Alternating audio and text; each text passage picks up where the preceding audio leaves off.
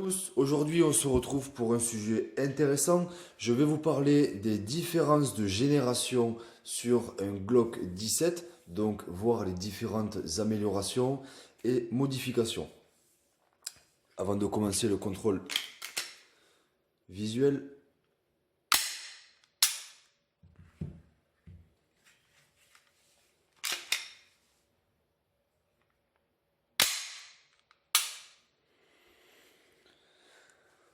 donc voici un sujet vraiment intéressant. On va voir quelles sont les différentes caractéristiques sur un Gen 2 et un Gen 4, les différentes améliorations qu'il y a eu depuis toutes ces années passées. Donc tout d'abord, on va commencer par la carcasse.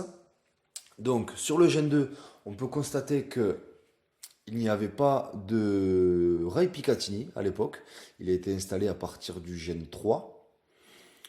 Donc on est vraiment sur un modèle basique, hein, pas de lampe tactique, pas de laser.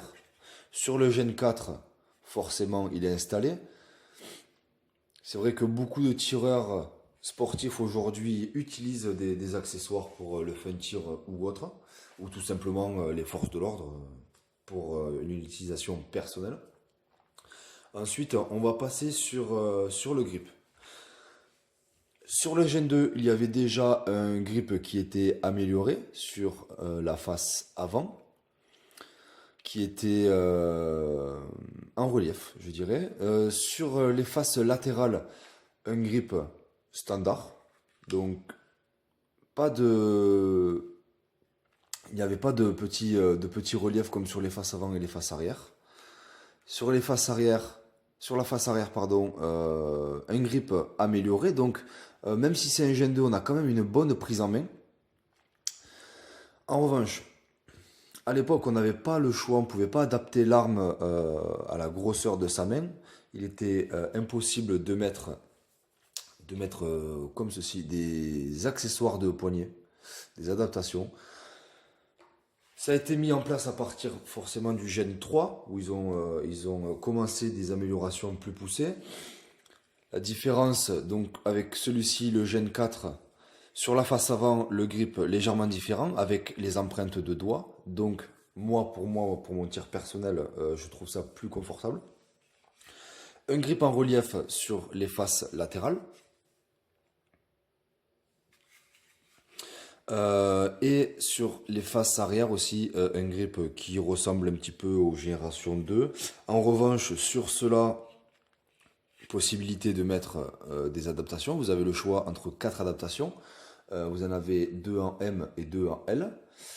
On constate aussi que les empreintes de pouces ont été imprégnées. Donc ça permet d'avoir un confort supérieur. Pour continuer sur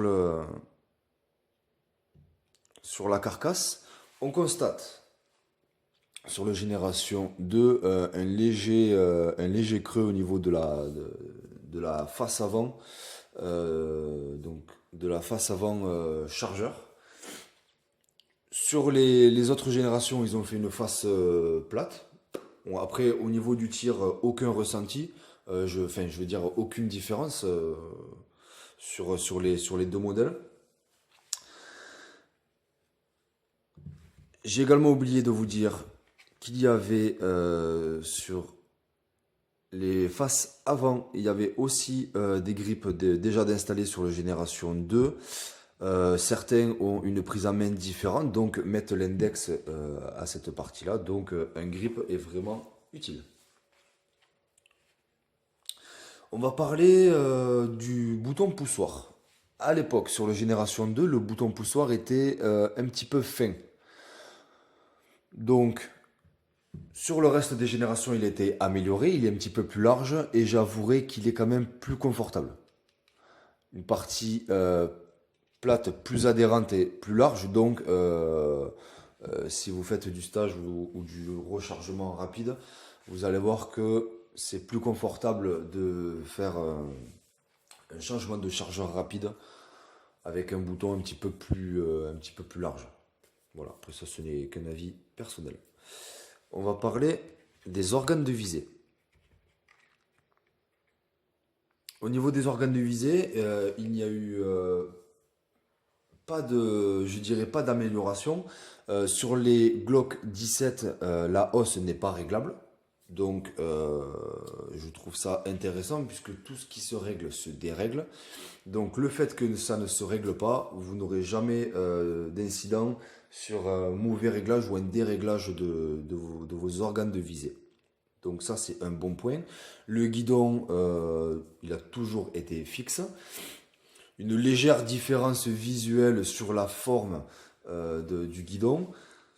On peut constater que sur les hausses, le Glock 17 était un petit peu plus large, tandis que le Glock 17 Gen 4, pardon, il est un petit peu plus fin. Voilà, aucune différence au niveau du tir. Du moins, moi personnellement, je n'ai rien constaté de différent. Donc voilà, ce n'est qu'une légère modification. On va démonter les culasses.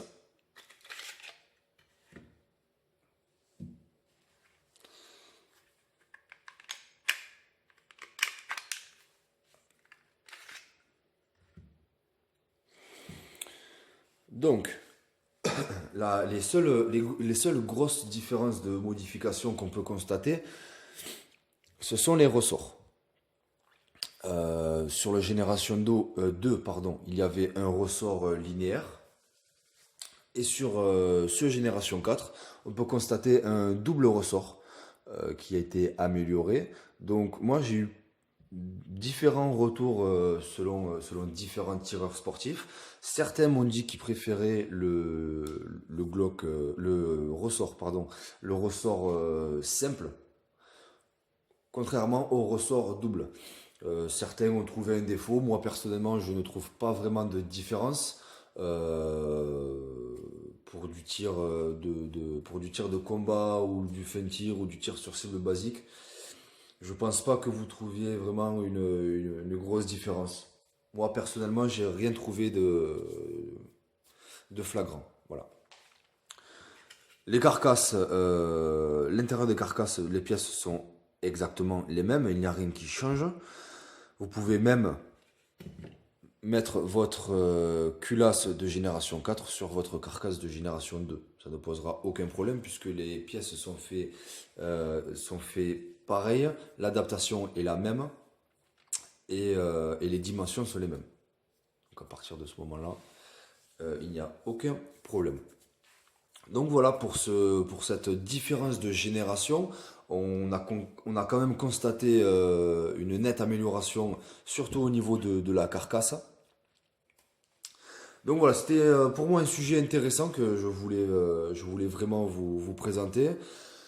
Peu importe que vous trouviez en occasion une génération 1, 2, 3 ou 4, dans tous les cas, dites-vous que Glock c'est une valeur sûre, les pièces ne coûtent pas cher, c'est de bonne qualité, même si vous avez une génération 2, j'ai acheté celui-ci en occasion vraiment pas cher. Donc j'ai sauté sur l'occasion et c'est le cas de le dire. Et j'en suis vraiment très content, très étonné.